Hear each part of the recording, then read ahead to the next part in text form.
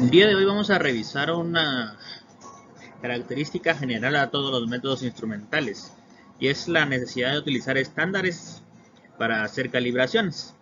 Entonces, eso también está en el libro de Scoop. Una disculpa también por el sonido, pero no puedo grabar en este momento de manera adecuada. Pero quisiera subir el video antes de que se pase más tiempo. En realidad, lo importante aquí es que tenemos, según la descripción que hicimos anteriormente, una respuesta que es una respuesta derivada de la interacción, por ejemplo, de la radiación con la materia. Entonces, esta respuesta se debe, como habíamos visto, a transiciones electrónicas, por ejemplo, y nos da respuestas de este tipo en las cuales podemos cuantificar áreas, por ejemplo, de intensidades de la radiación. La cuestión está en que esta respuesta no es directamente una medición directa de la especie química que queremos analizar, sino de su interacción. Entonces, se hace necesaria utilizar un estándar. Primero vamos a definir qué es el estándar. Y es, bueno, básicamente una preparación que contiene una concentración conocida de lo que queremos analizar, de la especie química que nos interesa saber cuál es su concentración.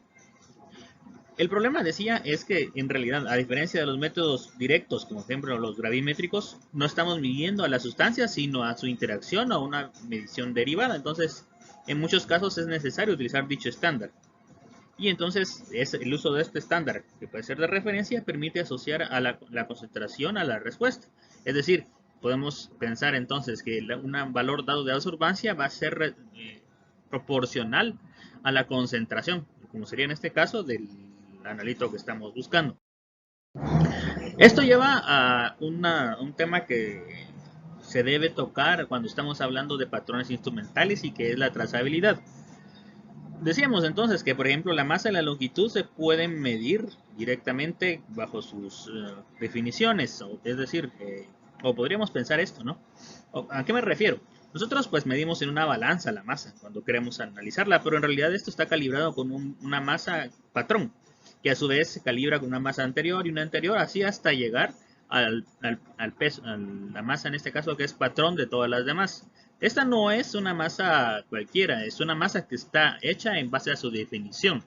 Es decir, por ejemplo, si yo digo que si la definición actual, por ejemplo, que es que la masa es una cantidad de átomos de carbono 12, eso hace un kilogramo o un gramo, entonces lo que hago pues por un método específico de alta calidad, digámoslo así, preparar esa cantidad y entonces eso es una masa patrón que puedo ir, bueno, cual puedo ir calibrando de manera en una cadena ininterrumpida hasta obtener la masa con que calibro yo mi balanza y entonces yo sé que la respuesta de la masa a mi balanza es una masa que está de acuerdo con la masa patrón.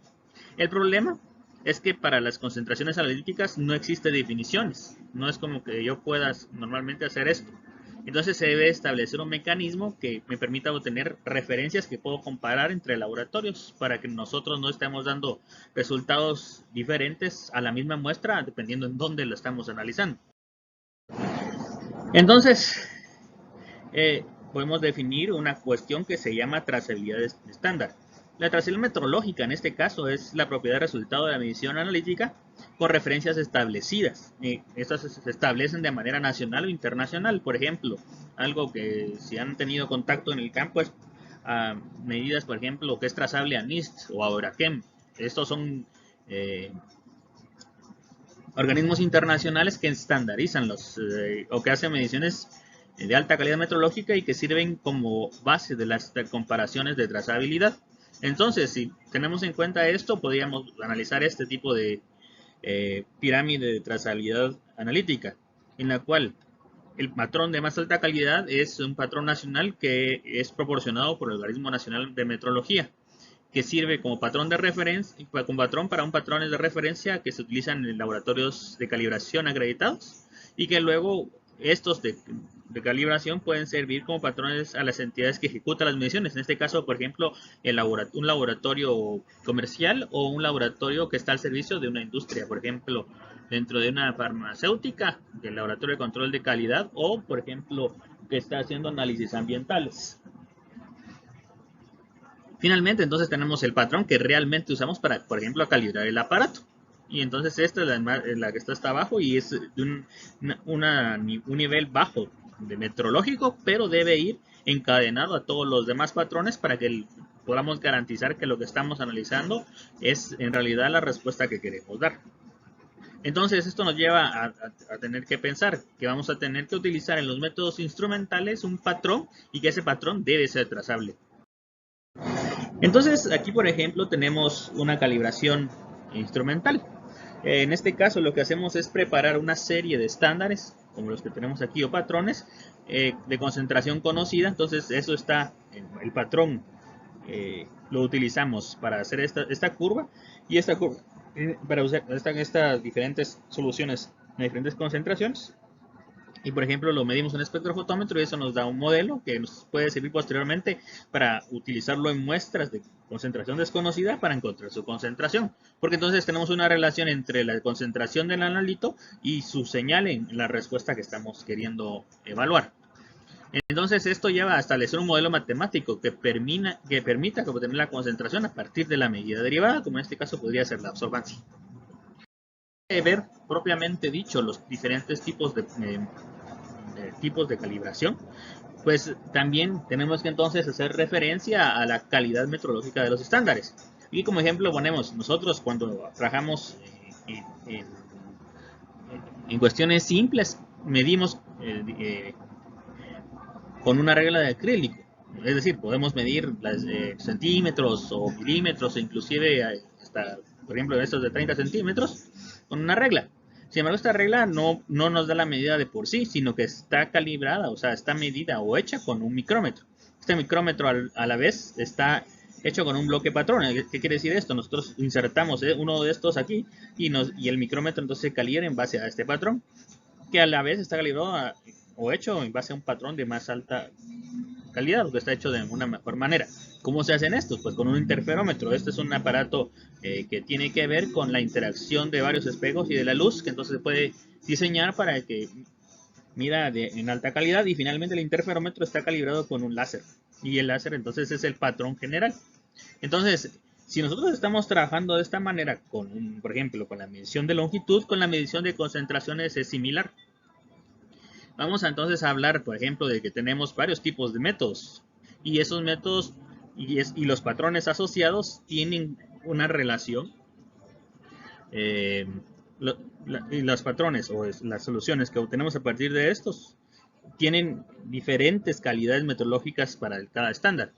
Por ejemplo, si nosotros tenemos métodos definitivos o ejercicios de incorporación o métodos de alta referencia, como pueden ser tanto para los que miden unidades como serían métodos que miden masa, como para métodos primarios, que son los métodos que son utilizados para medir directamente sustancia analítica, como podría ser las técnicas de masas, porque miden la cantidad de materia o de resonancia magnética, porque también miden cantidad de materia. Entonces estos dos son métodos de alta calidad y los estándares o las concentraciones que salgan de ahí van a ser de alta calidad. Posteriormente, por ejemplo, tenemos métodos de referencia y estos son métodos en los cuales nosotros pueden ser normalizados y son de amplia utilización. Es decir, ya están comparados en muchas instituciones y de hecho están escritos de una manera en la cual alguna institución, sobre todo gubernamental de alto nivel o internacional de alto nivel, puede garantizar que funcionan a nivel que nosotros deseamos. Y finalmente, por ejemplo, tenemos los métodos y el material de trabajo, que es el que usamos en laboratorios de rutina, que usamos normalmente de rutina, y que están relacionados con materiales de referencia internos o inclusive con muestras adicionadas. En teoría, pues, si nosotros queremos hacer la mejor medición posible, deberíamos hacer en la parte de arriba de esta pirámide, pero no siempre es posible. Es como cuando medimos justamente distancia en nuestras casas o en nuestros laboratorios, que usamos una regla, ¿no? O sea, no tiene sentido que nosotros compremos un láser para medir centímetros.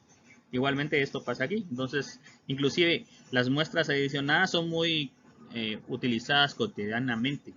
Ahora, la cuestión es que no debemos olvidar que esta pirámide es necesaria en el trabajo.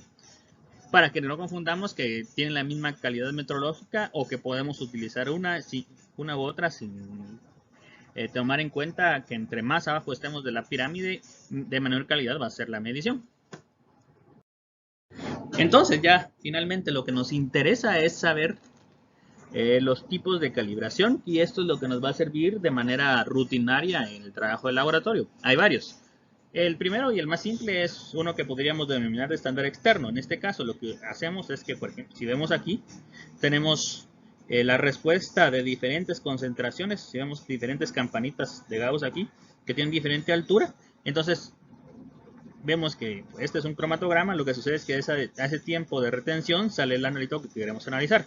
Entonces medimos, inyectamos un estándar de concentración conocida, vemos su área y por proporcionalidad, o lo que sería más o menos equivalente a una regla de 3, encontramos de muestras problemas. Entonces la medición es única a la concentración del estándar, es decir, el estándar solo lo inyectamos en una sola concentración. Muchas veces para mejorar la respuesta y que tenga cierta estadística de repeticiones, podemos inyectarlo varias veces, pero es el mismo y entonces lo promediamos y eso nos da un área promedio que es con la que comparar. Y en este caso es la misma especie química.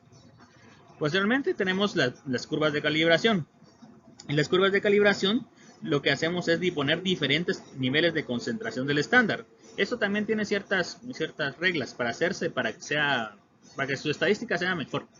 Esto lo vamos a ver cuando veamos las partes de validación de métodos que vamos a ver en este curso, someramente. Pero la cuestión es que utilizamos diferentes concentraciones para las diferentes respuestas. Y entonces lo que obtenemos es un modelo, por ejemplo, el modelo de la ley de Beer, que se aplica aquí, entonces va a darnos una recta. Entonces hacemos por ejemplo, método menos cuadrados para obtener el modelo matemático, y entonces aplicamos para conocer la respuesta, ya no una proporcionalidad, sino una ecuación. Posteriormente tenemos, por ejemplo, la calibración de estándar interno. En este caso, el estándar interno es una sustancia que es la misma para todas las calibraciones, no importando que la especie química varíe. En otras palabras, la identidad de la especie química del analito y del estándar no es necesariamente el mismo.